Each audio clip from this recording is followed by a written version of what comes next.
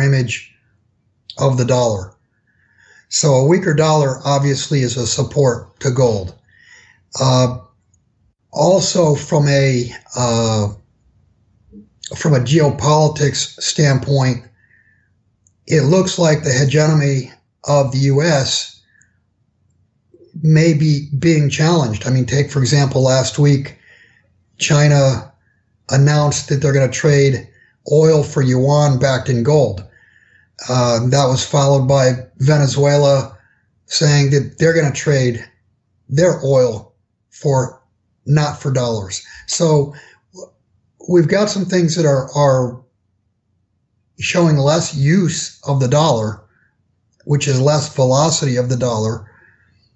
And you've got cross-currency rates sucking value out of the dollar. So that's probably the most important thing. We also have seen in the last few weeks 3 or 4 major attempts at flash crashes. In other words, in the past, you've seen 1 million, 2 million, 3 million ounces of gold sold, and you'd see a $20, $30, $40 drop in the price of gold. And they've tried this 3 or 4 times in the last few weeks. And by the end of the day, gold steadied itself and actually turned and closed higher. That's never happened in the last 4 years. So do you think that they are running out of ammunition right now to keep gold down? Because like you said, we're seeing that they're trying to keep it down, but it continually moves further up and it's increasing in value. I mean, are they stuck right now? Well, what's happening is the paper markets are having less and less effect on price, and the physical markets are having more and more effect on price.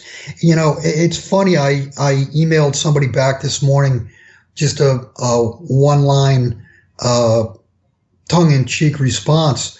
I said, we haven't stolen anyone's gold lately.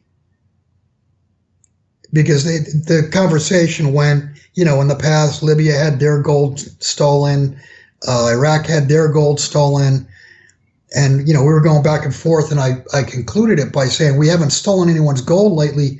Maybe that's why they don't have gold to deliver to hit the physical markets. Now, what's very interesting is that Germany was, you know, repatriating their gold. And I don't know if you saw this, but some of the bars, they had like different stamps on it, and it looked like they were much newer, especially the ones coming from the Fed. I don't know if you... Yeah, there's no doubt about that. They did not get the same bars back that they delivered. There's no ifs, ands, or buts about that. Not only that, originally when the gold was first starting to go back to Germany, they were melting them down and recasting them. There would be no need to do that.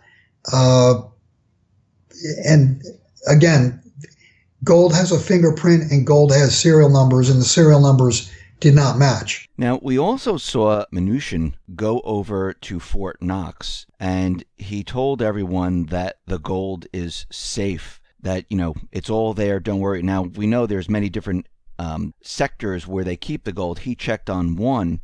Actually, there was no camera crew. There was nothing that was involved in this where the people actually saw proof. Why do you think he actually did this right now? Because the last time I think it happened was like 70 years ago or something. Why now? Why did he have to do this? Well, the last time anybody went actually into the vault, I think it was either a senator or a couple congressmen or something, and that was back in the 70s.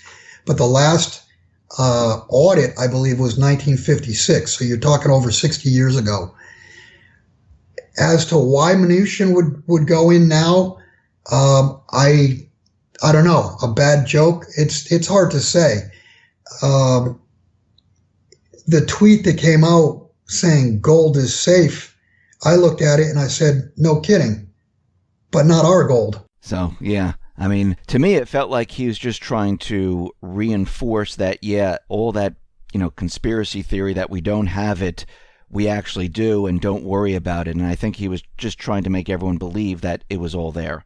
Well, I mean, my initial comment was, thou doth protest too much. I can see the day, Dave, when China calls our bluff and they roll out a whole bunch of armored cars into their national stadium which is completely ring-fenced by soldiers, tanks, you name it, and they pull all their gold out and put it in the middle of the field and say, we've shown you ours, now you show us yours.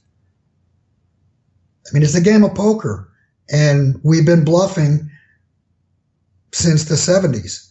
Well, really since the 60s with the London Gold Pool. You know, the London Gold Pool was trying to prove that gold was worth $35 an ounce, when in fact it was worth more. The marketplace said that. Now, it's very interesting when you said, like, you know, when China is eventually going to say that.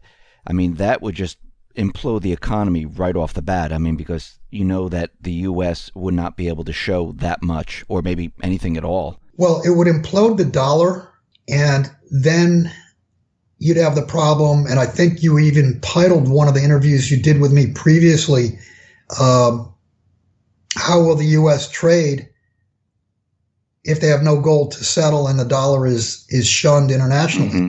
It brings that question to the forefront. And I think that is the big question, is how is trade going to be performed during and after the reset?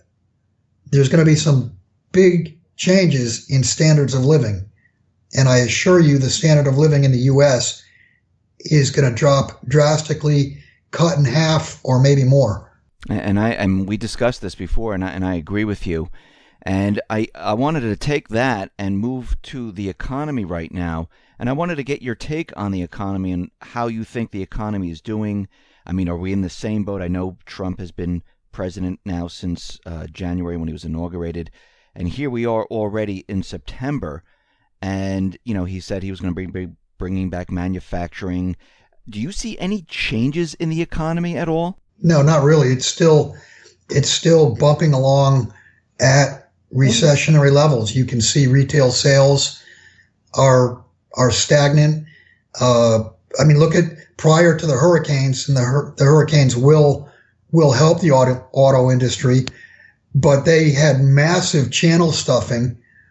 They were producing cars, shipping them out to dealers, and saying those cars were sold when in fact they weren't.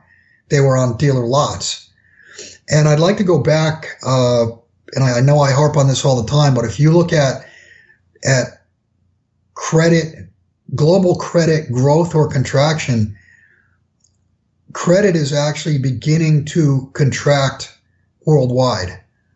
And there's no other way that the economy can go, or the economies can go, than to follow the credit contraction, because everything runs on credit. No, and we've discussed this in the past where, you know, once credit freezes up, it's kind of game over for everything. Yes. Yeah, because you're talking about credit. Everything runs on credit. The two most important things that run on credit are the financial system and distribution. And the distribution obviously is the most important, because you're talking about food and products getting to the market. And without credit, products are not going to move. And without credit, products are not going to enter our shores. If the U.S. had its credit line shut off, in other words, if foreigners decided we don't want dollars anymore, like the question I just asked, how are we going to trade? And the problem is, it's been 20 years, 30 years since the U.S. has made some products that we consider everyday products. Yeah, that's going to be a big problem. And plus, we see China, Russia, and many other countries, you know, creating the Belt and Road. And the U.S. is really not a part of that right now. And they're setting up this whole trading system out in the East. And you mentioned before the Chinese yuan, the oil futures backed by gold, and countries moving away from the dollar. I mean, when this happens, I mean, we're seeing it happen. It's unfolding right in front of our eyes. When this happens, what happens to the dollar? Well, the dollar will collapse. You'll see a huge gap to the downside. And it's my opinion that the East is just about ready. I mean, they've made trade deals. They've got the Silk Road set up. They've got credit facilities. They have clearing facilities to mirror and replace SWIFT. They don't need to use dollars. And when they get their system up and running, it will be to the exclusion of the U.S. and to the dollar. Now, this wasn't done by, accident where they set everything up. I mean, this was done on purpose, right? Yeah, no, this has been going on. This was originally thought about probably 10 years ago, back to the great financial crisis. And China has actually, if you go back and look at the trade deals that China has done and the credit facilities that they've put in place, they've been actively pursuing this since at least 2013. So for at least 4 years. And think about the AIIB. They've recruited some Western nations. They recruited Britain and Canada that are going to participate in that. And of course, the U.S. was invited, but we declined. Is Trump doing anything to maybe join the AIIB or anything like that? No, if anything, Trump's mindset, right or wrong, and you can argue right in one instance, wrong in another instance, but his mindset is protectionism, isolation. So no, he's not looking for the U.S. To join anything. He's looking to renegotiate NAFTA and other deals. Now, if he stays with isolation, isn't this what George Washington did? This was basically what he said, that we need to be isolated, and I don't know if he's following that frame of mind, but in this world today where everything is, free-flowing and we have to deal with other countries, is this going to work for the United States? Well, it's obviously a way different world today. You go back to the 1780s, 1790s. Yes, we did perform trade, but we made, there were shoemakers, there were farmers, that we produced our everyday products. And today we don't produce our everyday products. Just go into Walmart and you'll see probably 70% of the stuff on the shelves says made in China. So isolating us now it's a problem. And if he continues down this path and the rest of the world, because we could see throughout Asia, throughout Europe with the Silk Road, they're all joining in. We're going to be left out in the cold, aren't we? Right. And it used to be back in the 50s and 60s when the U.S. was more on financial solid ground, we could isolate individual countries through financial, trade, etc. sanctions and really put a hurt on other countries. The isolationism, the protectionism is going to hurt us. It's not going to hurt the other countries because they've already cut deals. They've already got things in place for trade, for credit, etc. So I wanted to move on to the debt ceiling right now. And there's many individuals who, follow cycles and they say, some type of an event is coming up this fall. And we know the debt ceiling, the budget. There's a lot of things coming up this fall. And I wanted to get your take on, does it matter at this point if the debt ceiling is moved higher or it doesn't move at all? Does it really matter anymore? What debt ceiling? That would be my response. There is no debt ceiling, and there has not been a debt ceiling.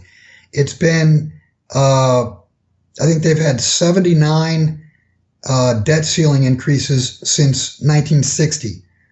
So they've had 79 increases in 57 years. And originally back in the 60s, and I believe there was a real thought of trying to keep the debt down. Then it became the debt ceiling was strictly for show. It was strictly theatrics to show the rest of the world, oh, we are fiscally sound. We have a debt ceiling. We're not going to exceed it. But it always gets bumped up. And at this point,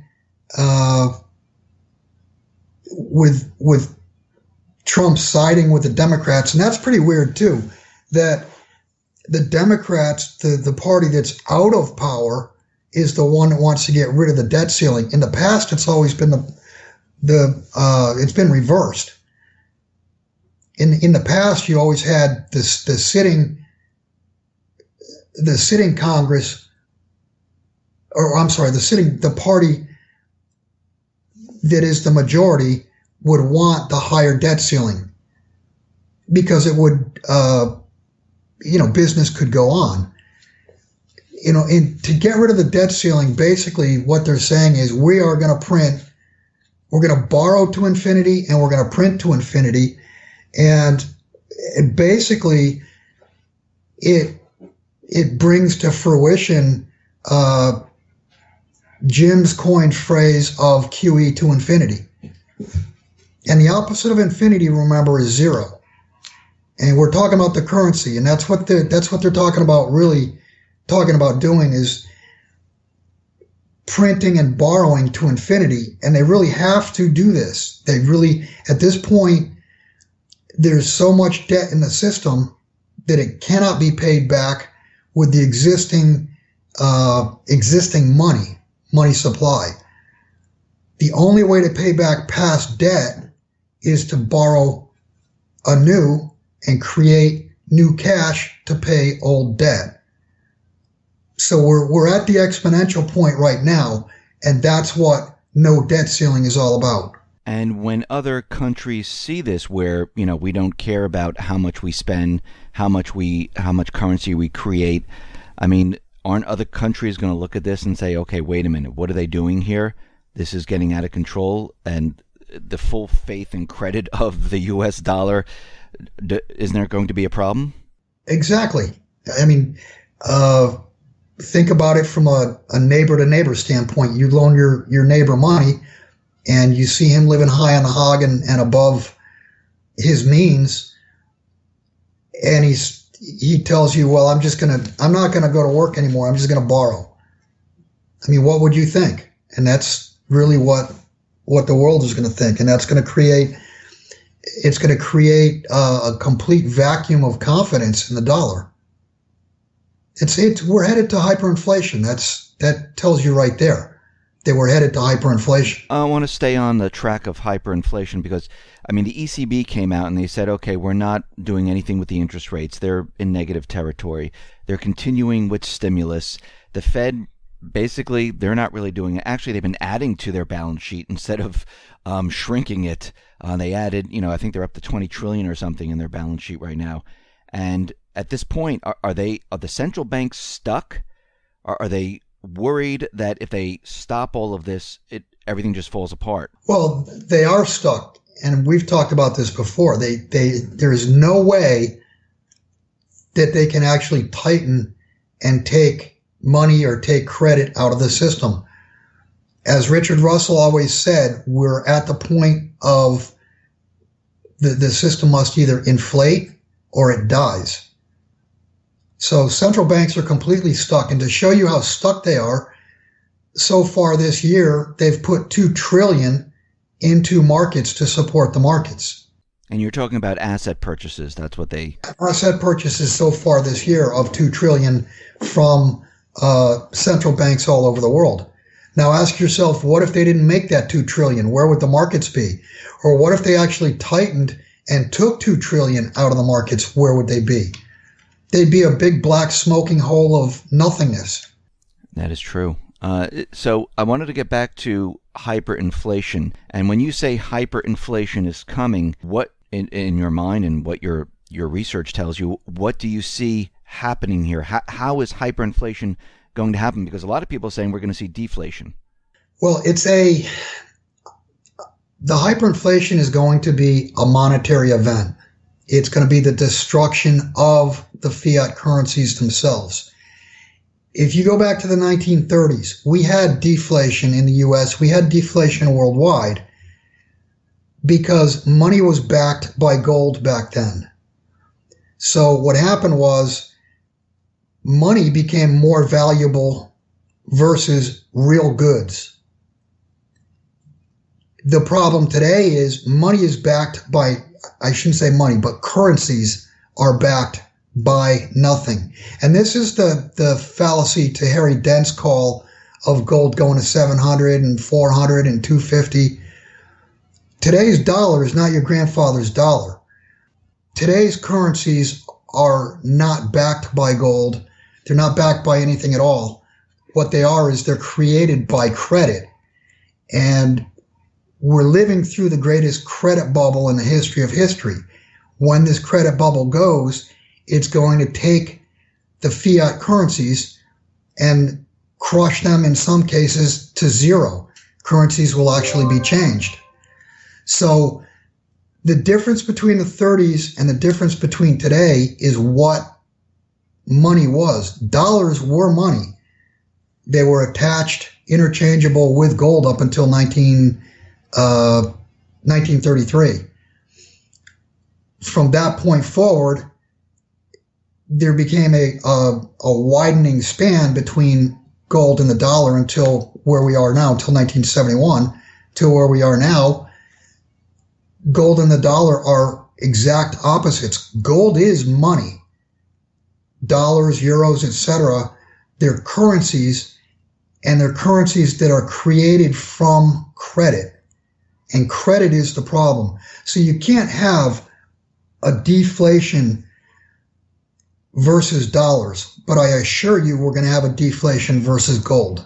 We will have a deflation versus real money. When we see the hyperinflation, you're talking about the devaluation of the dollar, gold value of, is increasing, and the cost of products going up. Now, out in the Middle East, I just wanted to bring this in because, we were using the petrodollar out in the Middle East, and it looks like Syria is lost, Iraq is making deals with Iran, and Venezuela is moving away from the dollar.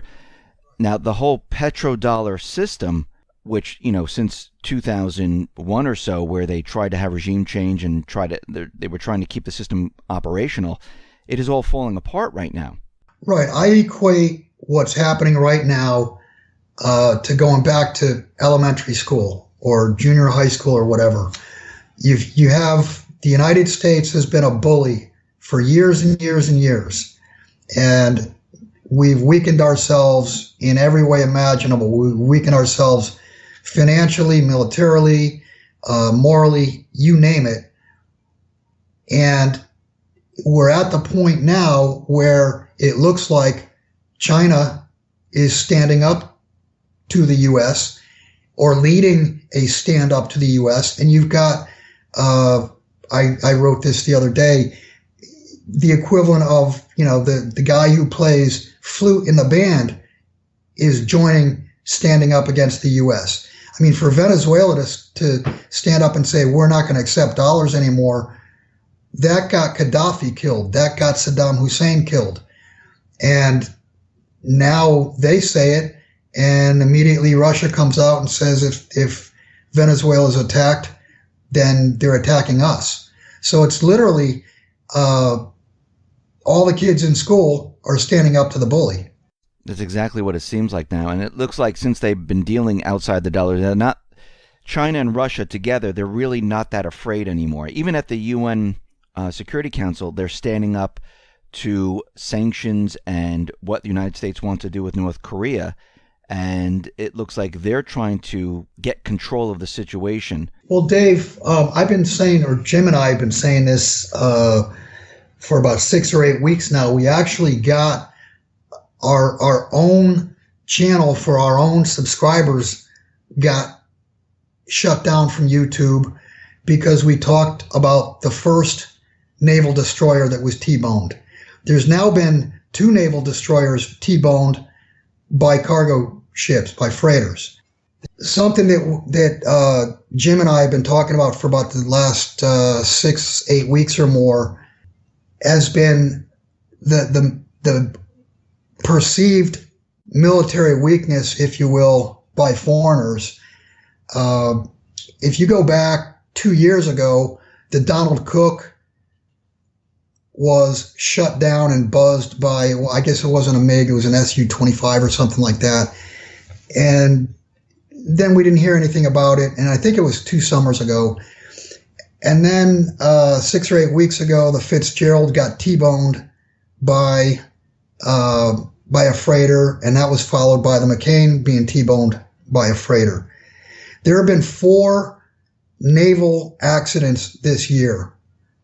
And if you go back to 1989, prior to this year, there was a total of 5. And none of them involved destroyers being T-boned by the slowest ship on the sea. What we questioned, and by the way, when we questioned for our subscribers, YouTube actually took us down.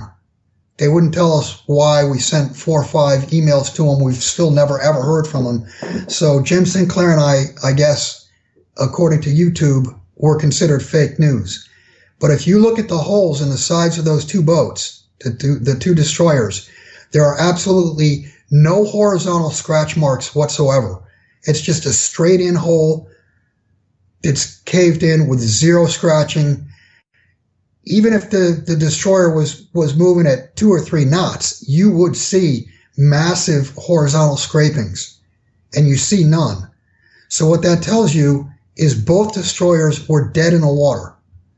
Now, why were they dead in the water? I have no idea. Was everybody asleep? I don't know. Was the technology shut down? I don't know. But it would seem likely to me in today's world where you have cars that can drive themselves, that a destroyer would be able to anticipate the track of a slow-moving freighter and get out of the way. And that didn't happen, not once, but twice. So the question being, has China, has Russia trumped our technology? I think we're going to get an answer to that shortly, because with what's going on with North Korea, with what's going on with Venezuela, you would think that the U.S. has to have some type of military response. But so far we haven't. If there's no response, then it tells me there's a technology problem. So you're saying that if the U.S. does nothing, there's technology out there that Russia and China or they're using against our equipment where they can just basically shut it all down. Right. And that was the fear, I think it was 2 summers ago, when the Donald Cook was buzzed. Right. I mean, in what world does a Russian fighter get to buzz a destroyer 8 or 9 times? I mean, you would have seen some type of reaction. And this was, these were close by flybys. And absolutely nothing was done. It raised eyebrows at the time. I remember talking about it. I remember hearing about it. It raised a lot of eyebrows at the time, and then it kind of died down. But these two T-bonings are bringing the subject really right to the forefront. So, in your mind, what is the reason they're pushing so hard against North Korea with sanctions, and why are they making this such a big deal? Well, first off, if I had to guess, I would guess that the little fat boy in Korea is a puppet of China. And China's got him on a string telling him, you do this stuff, you shoot these things off, and let's see if there's any response. And I do want to point out the ramifications to a weakened or, God forbid, neutered U.S. military is a dollar that goes completely in the toilet, because the only thing that's held the dollar up for the last 20 or 30 years has been the threat of the U.S. military. You either use the dollar or we're going to bomb you. And you see this coming to an end right now, where now it's all out in the open. Is this a truth bomb where all of a sudden we're going to get word that the military is not as strong as we thought? We don't know from a military standpoint, but what did China just tell us the week before? They're going to trade oil for yuan backed by gold. I mean, how much more of a slap in the face of the U.S. could there be?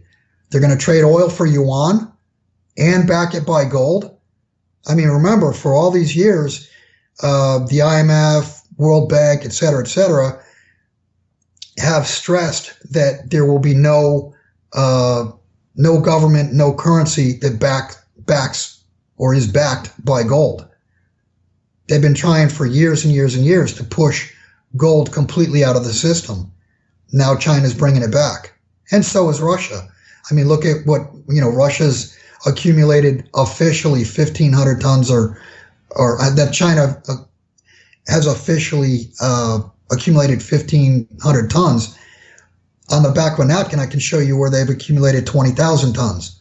So how much longer do you think this is going to go on? I mean, do you think that, we're heading to something big happening this fall? I mean, there's a lot of, Charles Nenner, many others who are looking at cycle, Martin Armstrong is another, these different cycles occurring, and they're all pointing to this fall. I mean, do you see the same thing happening? Well, I don't know from a cycle standpoint or not, because cycles are made to be broken. I mean, cycles don't always hold true. But just from a logic standpoint, for China to stand up and say, we're going to trade oil and pay for it in yuan, they just de-dollarized the world, didn't they? And that the dollar is the only thing that the U.S. has stood on for a standard of living for the last 20 or 30 years. Foreign countries send us goods and we send them dollars. So what's the next move for the U.S.? I mean, what does the U.S. do right now as this is happening? I mean, I don't know what to say from a nuts and bolts mathematics standpoint. If the dollar becomes unacceptable worldwide, our standard of living will drop 50% or more, because we don't make anything. We don't make the stuff that we need every day and we use every day. I mean, think just from the standpoint of your car. Your car breaks down. All these parts are made overseas. Where are you going to get parts? Where are you going to? You're going to walk into Walmart and you're not going to find a single electronic component, because they're all made overseas. They're not made in the U.S. anymore. So basically, what you're saying, it's game over for the U.S. So yeah, absolutely, yeah. It's been game over. Literally, it's been game over since 2007, 2008, or you could even say before that. But what they did was they extended and pretended by, the Fed lending, by keeping the credit edifice from coming down. Right. But reality is going to hit, and the credit edifice is going to collapse. Bill, thank you very much for being on the X22 Report Spotlight. Once again, how can people see your work? Go to www.jsmindset.com. Bill, once again, I really appreciate it. Thank you very much for being on the Spotlight. My pleasure, Dave.